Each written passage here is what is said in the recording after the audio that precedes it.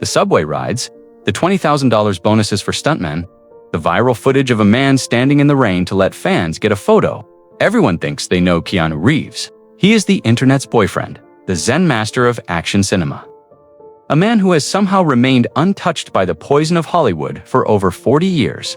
We see the humility, the quiet grief, and the legendary kindness. But there is another side to Keanu, one that isn't found in Reddit threads or charity press releases, a side that even his closest collaborators rarely see until they cross a very specific, invisible line. At 61 years old, Keanu Reeves has survived more than most leading men ever encounter. He survived personal tragedy that would have broken a lesser soul, the chaotic explosion of The Matrix, and the brutal physical toll of becoming John Wick. And along the way, he has developed a code, a strict, uncompromising system of professional ethics that leaves no room for bullies, narcissists, or those who disrespect the craft.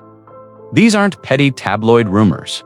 These are the deep-seated professional conflicts that happen when the nicest guy in Hollywood meets the reality of the Hollywood ego moments, where his commitment to the crew met another actor's commitment to themselves. 5 names stand out. 5 actors who learned that when Keanu Reeves decides you are a liability to the set, you don't get a public screaming match. You don't get a leaked audio rant. You get the silence. You get erased from his future. Today, we're peeling back the layers of the Keanu Code to reveal the 5 people he refused to ever work with again. Before we dive into the names that pushed Hollywood's most patient man to his limit, make sure to hit that subscribe button and turn on notifications. We're exposing the reality behind the nice guy legend. Let's count down the 5 actors Keanu Reeves hated most. Number 5. Shia LaBeouf. Chaos versus stillness. Not every feud begins with an explosion. Some begin with a fundamental lack of respect for the stillness of the work.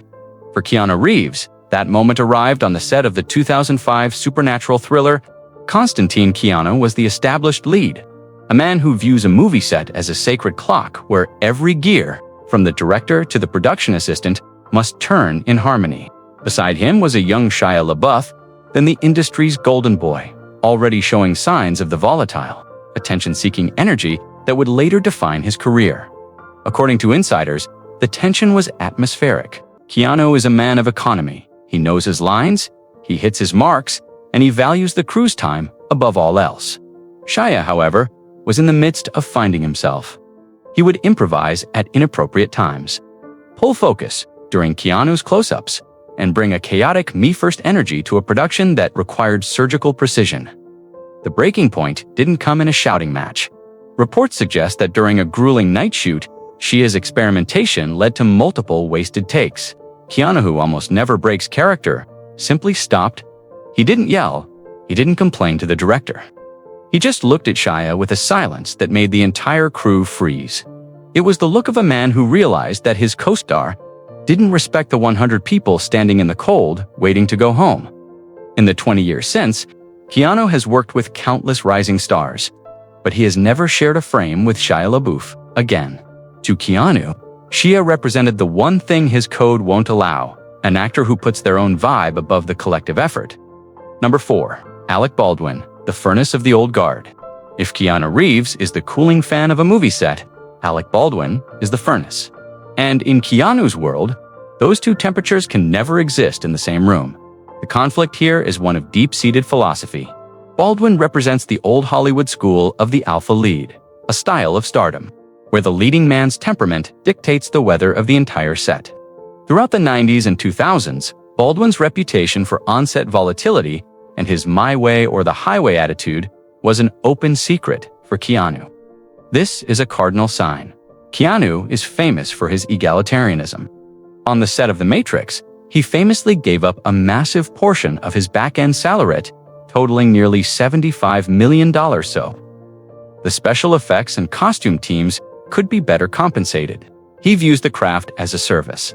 Baldwin, conversely, was known for a hierarchical, high-tension atmosphere. Industry sources note that Keanu has quietly passed on several prestige roles because Baldwin was already attached. Keanu's team reportedly maintains a nodular policy. He doesn't want to work with actors who use their power to intimidate those below them on the call sheet. Keanu didn't need a public fight. He simply built a wall. In the zen of Keanu, if you can't treat the PA with the same respect you treat the director, you aren't worth his time. Number 3. Jared Leto, the disrespect of the method. For Keanu Reeves, acting is a discipline, not a performance of suffering. And that is exactly why he has zero tolerance for the antics of Jared Leto. Leto is the poster child for extreme method acting, the kind that involves sending dead animals to co-stars, staying in character for months, and making life miserable for the crew under the banner of art. For Keanu, this isn't dedication. It's narcissism disguised as craft. Keanu's preparation is legendary. For John Wick, he trained for months, 8 hours a day, in gun fu and judo until his hands were raw. He suffers for the role in the gym, so the crew doesn't have to suffer on set. But the moment the director calls cut, he is Keanu, again the man making sure the stunt team is hydrated and the PAs are respected. When Leto made headlines for his hostile method antics, Keanu was asked in a rare moment of candor about his view on the process. His response was a subtle, sharp jab. He called it inconvenient for the people who are actually trying to work. To Keanu, an actor who makes a lighting technician's job harder just to stay in character is a bully. He has reportedly kept a permanent distance from any project involving Leto. For Keanu, if your process requires you to be an anchor around the neck of the production, you aren't a great actor, you're just an amateur with an ego. We're down to the final 2, and the number 1 spot is a moral judgment that defines Keanu's entire life. But first, tell us in the comments, do you think Keanu is right to blacklist difficult actors, or is that part of the art? Let us know below. Number 2. Val Kilmer, the ghost of the 90s. In the 1990s, Keanu Reeves and Val Kilmer were the 2 biggest names in the leading man market. They were rivals for the same roles, moving in the same high-stakes circles. But while their careers seemed to run parallel, their reputations were moving in opposite directions. During this era, Val Kilmer was notoriously difficult. Directors, like Joel Schumacher, called him childish and impossible. He was a man who believed his immense talent gave him the right to be a tyrant on set. Keanu watched this from the sidelines. The code Keanu lives by is built on longevity and reliability.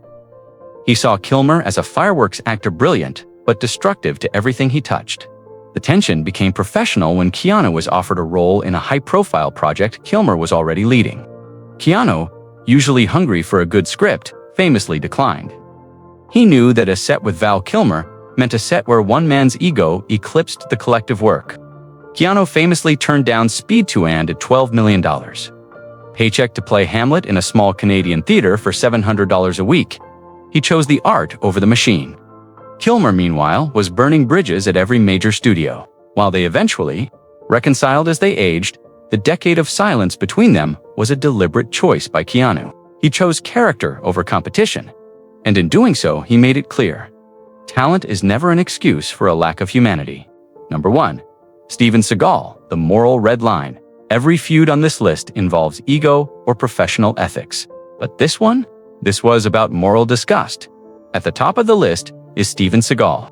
The conflict between Keanu Reeves and Seagal is the stuff of Hollywood legend among stunt performers and martial artists. Seagal is infamous for roughing up stuntmen, demanding that his characters never look vulnerable, and treating martial arts as a tool for personal intimidation. Contrast that with Keanu in John Wick. Keanu's greatest strength is his vulnerability. He insists on his character being hit, falling, and bleeding. He wants the audience to feel the struggle. Off camera, he treats his stunt team like gods. He bows to his martial arts teachers. He gives them Harley-Davidsons and Rolexes as thank you gifts to Keanu. Steven Seagal represents the ultimate betrayal of the craft. Reports from the 90s suggest that Keanu was physically repulsed by stories of Seagal's behavior toward crew members and women. Keanu views martial arts as a path to humility, a way to empty the cup. Seagal used it to fill his own ego.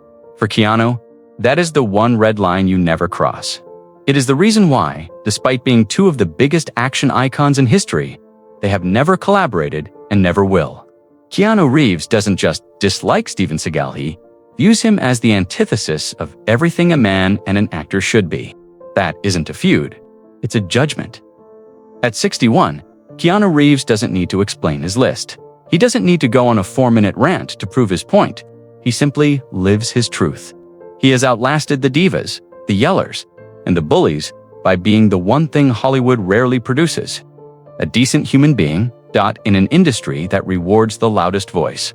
Keanu Reeves has proven that the quietest man in the room is often the most powerful, because the movies fade, but the way you treat people, that is the only thing that lasts.